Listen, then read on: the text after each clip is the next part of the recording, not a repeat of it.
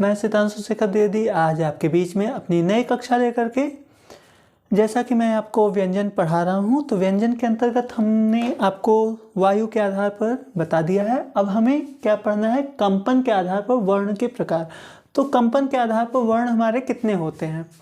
तो कंपन के आधार पर हमारे दो वर्ण होते हैं। पहला क्या है, घोष, या इसी को क्या कहते हैं, सघोष। आप यहाँ पर दो प्रकार डाल दीजिए। सघोष वर्ण, वे वर्ण जिनको बोलने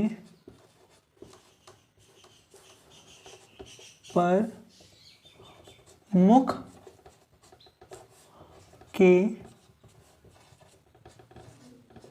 भीतर कंपन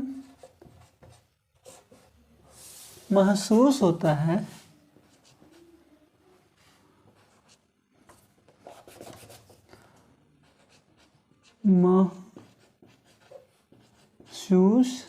महसूस होता है,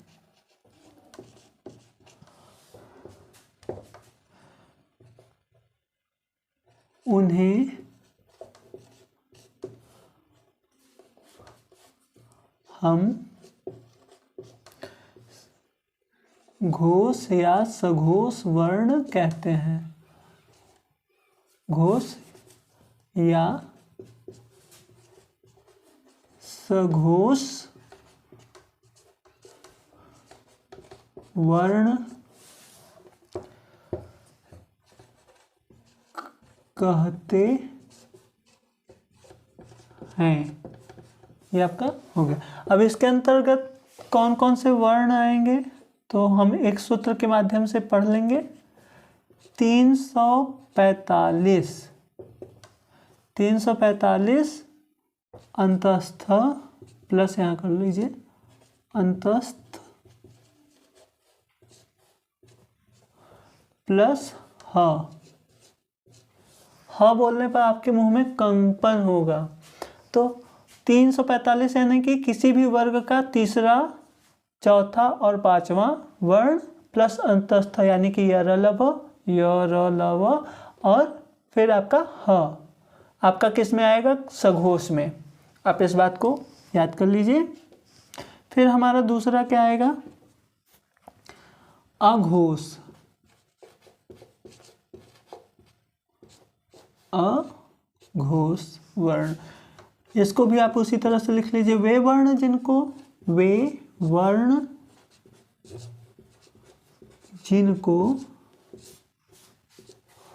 बोलने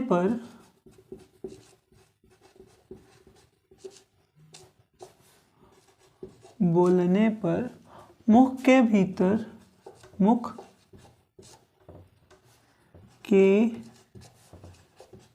भीतर कंपन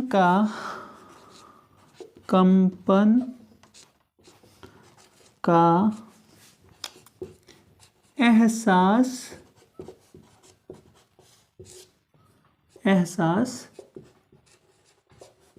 नहीं होता,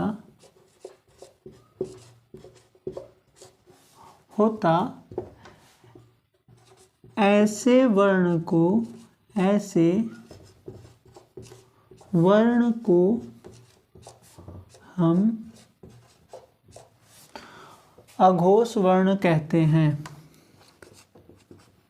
कैसे वर्ण को, जिनको बोलने पर कंपन नहीं होता, ऐसे वर्ण को हम क्या कहेंगे, अघोष वर्ण कहते हैं। आप इसको समझ लीजिए कौन कौन से आएंगे।